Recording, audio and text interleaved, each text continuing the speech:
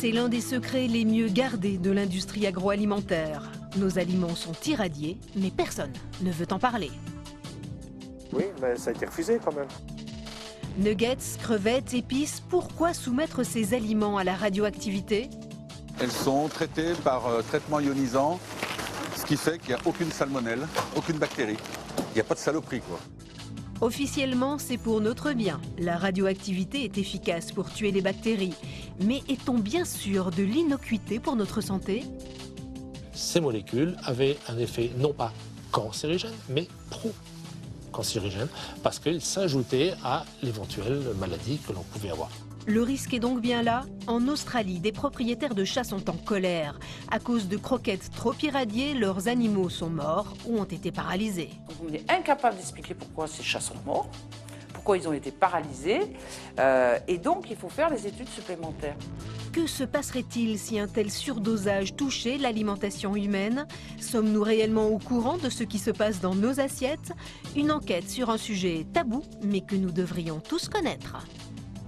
Les cuisses de grenouille, c'est la spécialité du restaurant d'Alain Fresso. Eh ben c'est noté. Cuite à la poêle, avec beaucoup de beurre et un peu d'ail. C'est bon, Gilles?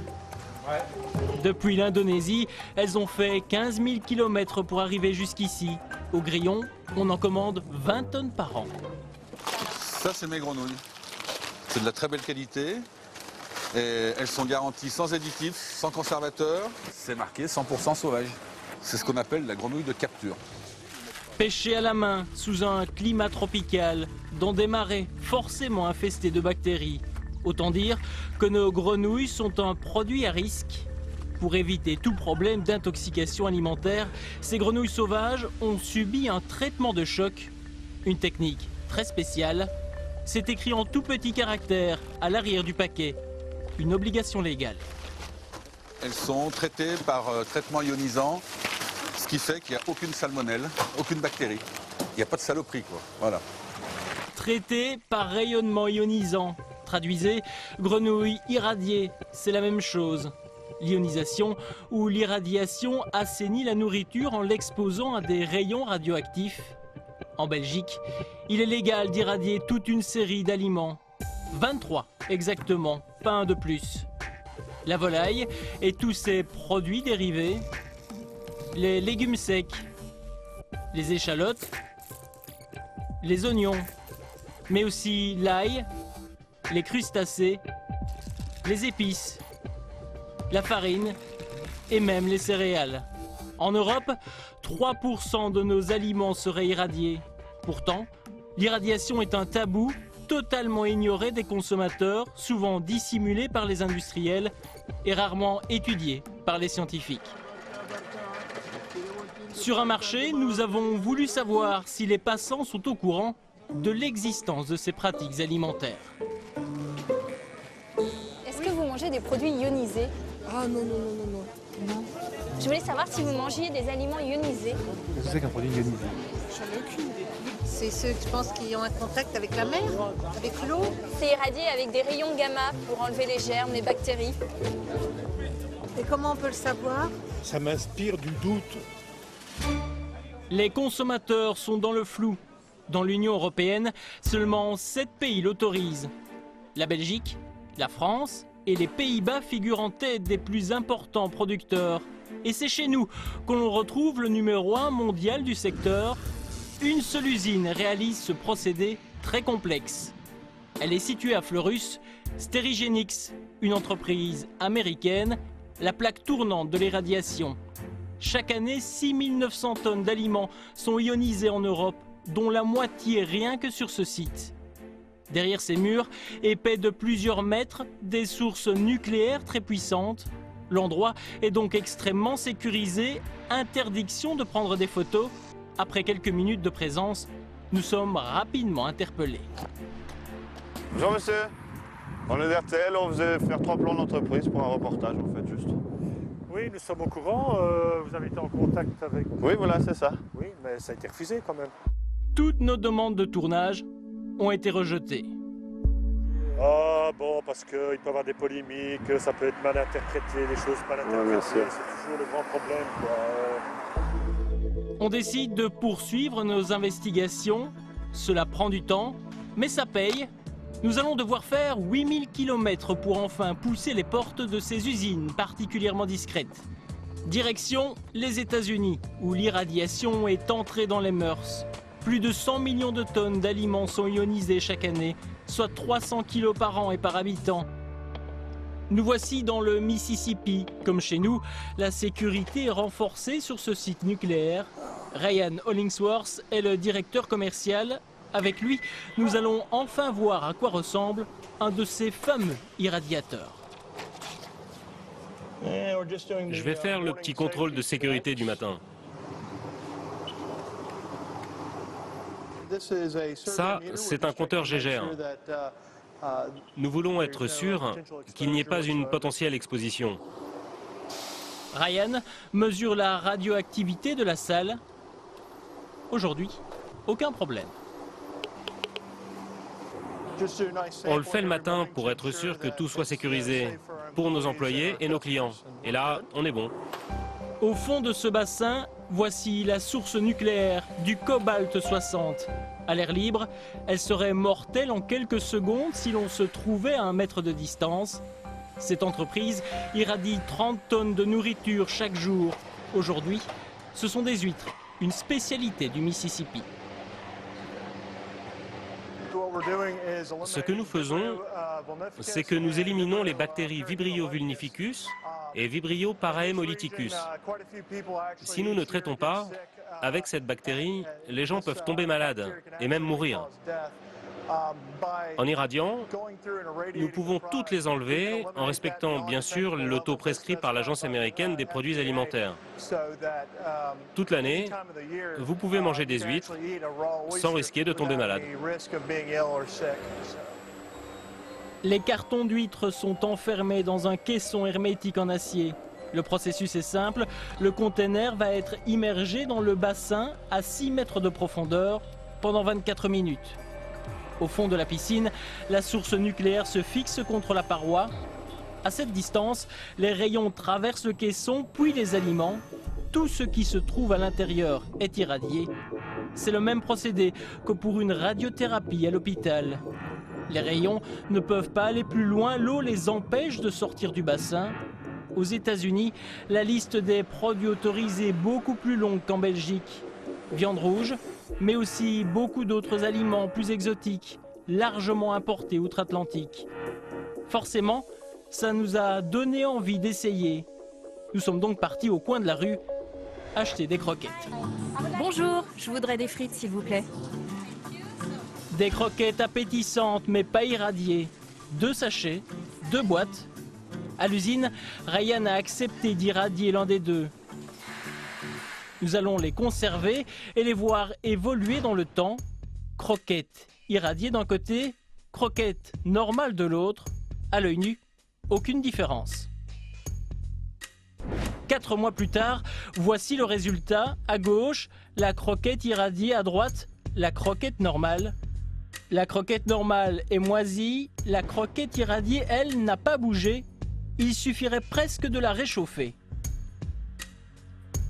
Aux États-Unis, c'est justement ce qui a fait le succès de l'irradiation depuis 60 ans. Un logo a même été créé pour identifier ces aliments. Au départ, c'est une invention militaire. Pendant la guerre de Corée, ils s'en servaient pour conserver les rations plus longtemps et éviter les épidémies. La NASA ne laisse pas passer l'idée. Elle irradie à son tour les petits plats des missions spatiales. Jusqu'à aujourd'hui, pas un astronaute n'a pris un repas sans ses provisions ionisées. Mais est-ce vraiment sans risque? Aux États-Unis comme en Europe, les études sont rarissimes. Peu de chercheurs se penchent sur le sujet. Quelques analyses indépendantes ont été menées et toutes ont démontré que l'irradiation provoque une perte de vitamines importante dans les aliments. Une mangue, par exemple, aurait 11% de vitamine C en moins après irradiation. Un poulet perdrait 30% de ses vitamines E.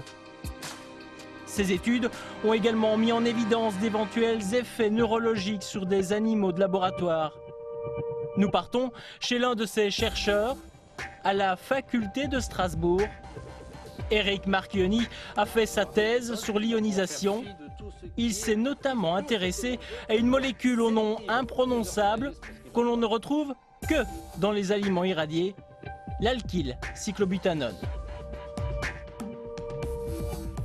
Alors j'ai personnellement essayé de prendre des aliments, je les ai soumis à des ultra hautes pressions, à des milliers de bars. Je n'ai pas trouvé d'alkylcyclobutanone. Je les ai éclairés avec des UV énergétiques, je n'ai pas trouvé d'alkylcyclobutanone. Je les ai soumis à des chauffages sur des plaques chauffantes, je n'ai pas trouvé de cyclobutanone. Je les ai mis dans des fours à micro-ondes très puissants, je n'ai pas trouvé d'alkylcyclobutanone. Et je ne suis pas le seul à avoir essayé de faire ça. Dans le monde entier, il y a beaucoup de gens qui ont essayé de recopier ces techniques-là et personne n'a encore réussi à trouver des alkylcyclobutanone.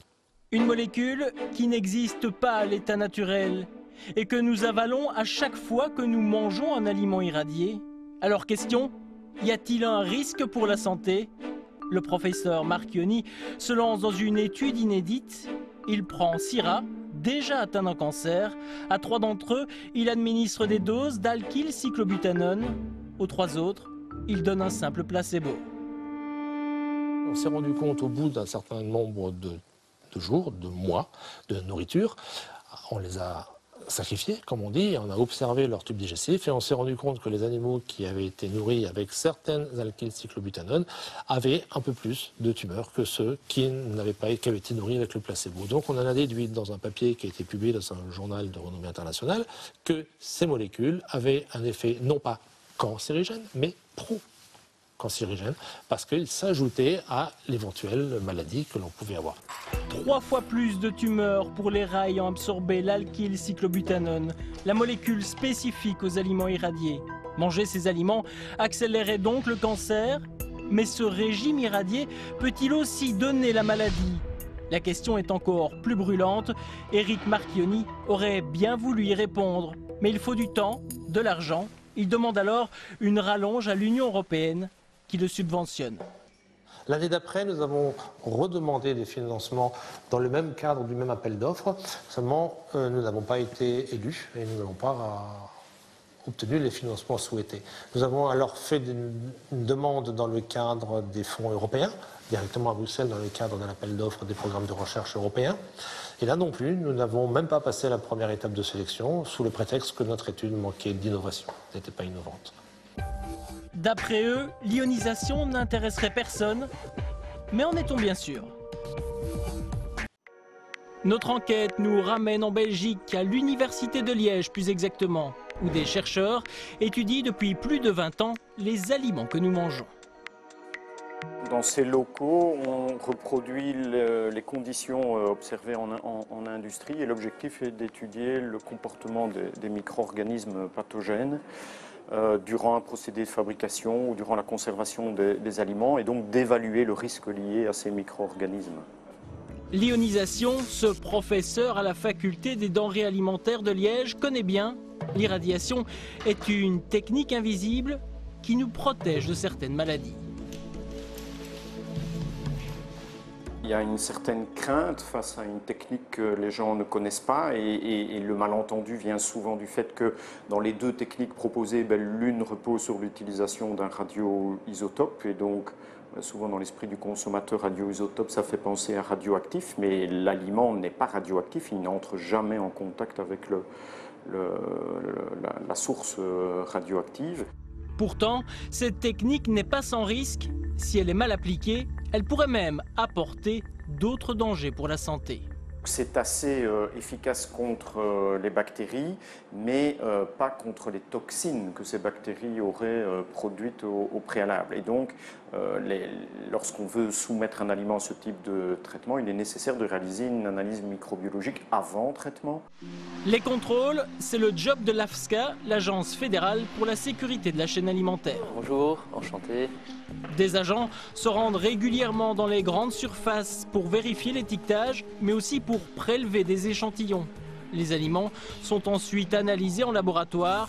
L'AFSCA effectue également des contrôles en amont, avant le procédé d'ionisation. Les sociétés qui sont agréées au niveau européen pour traiter les denrées alimentaires par ionisation, il y en a une en Belgique et cette société est inspectée par l'AFSCA 2 fois par an pour s'assurer que les bonnes pratiques d'hygiène sont respectées, que justement les aliments qui entrent, les denrées alimentaires qui entrent dans cette société pour un traitement ionisant sont encore frais, sont encore aptes à la consommation parce qu'on ne peut pas traiter par ionisation une denrée alimentaire qui n'est plus fraîche évidemment. 2 fois par an, ça suffit ? Ah oui, donc cette fréquence est établie sur une analyse de risque. La Belgique est-elle suffisamment contrôlée en la matière? Les arguments avancés ne nous ont pas totalement rassurés. Nous décidons de creuser la question. Voici Robert Rémy. Ce consultant en alimentation est une des références sur le sujet. Il a écrit plusieurs articles et a participé à de nombreux congrès sur l'ionisation. Il a également travaillé à plusieurs reprises avec l'AFSCA. Il est formel. Voilà plus de 35 ans que les aliments irradiés sont vendus dans nos supermarchés. Pourtant, les contrôles n'existent que depuis quelques années. L'argument massu de l'AFSCA a été pendant longtemps de dire qu'il ne disposait pas de laboratoire agréé pour pouvoir officiellement mener de tels contrôles. L'aliment est-il convenablement étiqueté? Y a-t-il un lien entre l'étiquetage et le traitement éventuel de l'aliment? Ça, ce sont quand même les vraies questions que les consommateurs se posent et auxquelles ils n'ont pas toujours réponse. Des inquiétudes et des interrogations qui sont remontées jusqu'à la tête de l'Europe, au Parlement. Nous avons rendez-vous à Bruxelles avec la seule politique à s'être intéressée au sujet, Michel Rivasi. Une scientifique écolo convaincue qu'il reste beaucoup de choses à apprendre sur la question. Nous lui montrons le témoignage du professeur Marchionni. Ce qui me perturbe, c'est lorsqu'il dit qu'il n'a pas pu continuer son étude.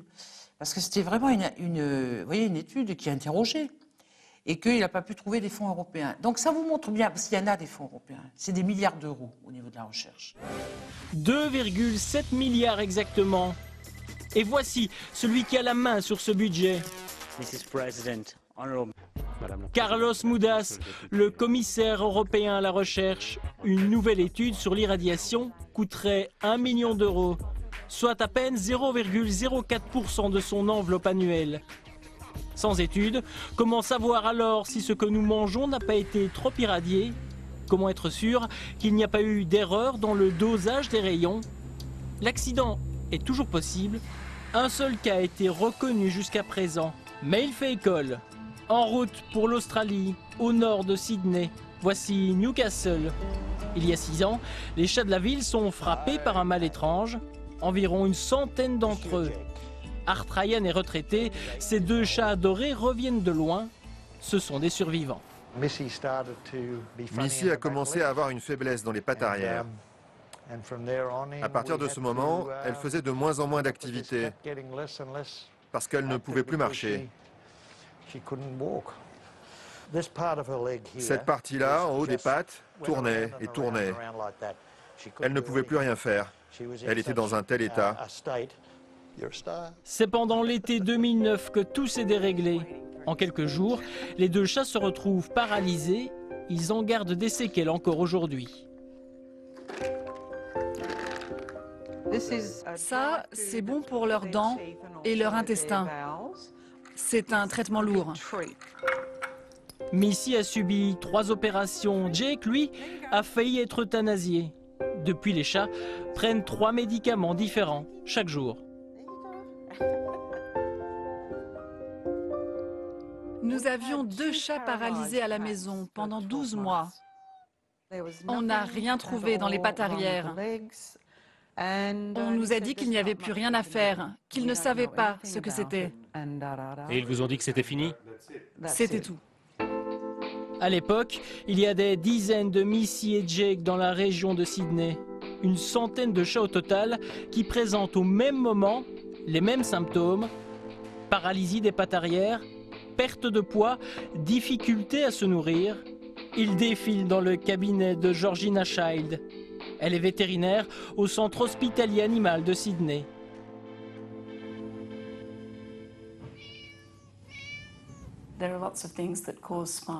Il y a beaucoup de choses qui peuvent causer la paralysie d'un chat. Mais de voir tant et tant de chats avec les mêmes symptômes, ça, c'était vraiment inhabituel.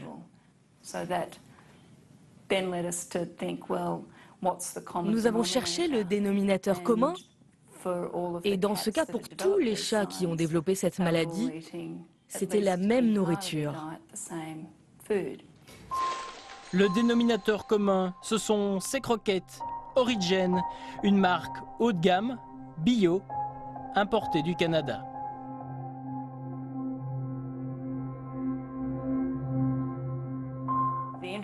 Ce qui est à noter, c'est que nous avons découvert lors de nos recherches que ces croquettes avaient été irradiées. En Australie, l'État impose une quarantaine à tous les aliments en provenance de l'étranger. 40 jours de stockage avant test pour éviter les maladies, un surcoût pour les importateurs, à moins d'irradier leurs marchandises. Dans ce cas, plus de quarantaine, et c'est chez Steritech que se fait l'irradiation. C'est la seule entreprise habilitée en Australie. Murray Lynch en est le directeur, et c'est bien ici que les croquettes fatales ont été irradiées.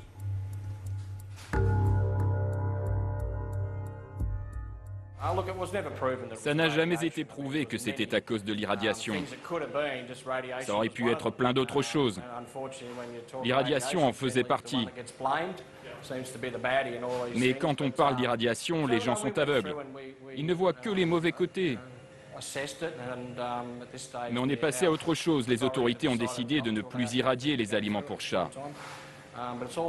Ce qui est drôle car nous irradions toujours les aliments pour les autres animaux. C'était juste un acte malencontreux. Pas pour les chats, mais... Bon, je n'aime pas cette réponse. On va la recommencer. Un acte malencontreux. Mais le directeur se reprend vite et reformule sa réponse différemment. Nous ne contrôlons pas les produits qui nous arrivent. Tout ce que nous avons, c'est des instructions des autorités s'occupant de la quarantaine. C'est eux qui nous disent quoi faire. Faute de preuves, Steritech n'a pas été inquiété par la justice. Mais la nocivité de l'irradiation a été officiellement reconnue. L'irradiation des croquettes pour chats est aujourd'hui illégale. Curieusement, pour les humains, elle est toujours autorisée. Sur ce sujet, l'Europe avance à l'aveuglette. Comment savoir s'il y a eu irradiation et à quelle dose ? Comment éviter le même scénario qu'en Australie? Chose interpellante, s'il y a un seuil à ne pas dépasser, le niveau de radiation varie d'un État à l'autre pour le même aliment. Depuis 4 ans, l'Autorité européenne de sécurité alimentaire demande que des études approfondies soient entamées. Bonjour madame. Bonjour. 6 mois après notre première rencontre, nous retrouvons l'eurodéputé Michel Rivasi, plus mobilisé que jamais. Mais vous avez foutu la merde, hein, je vous le dis.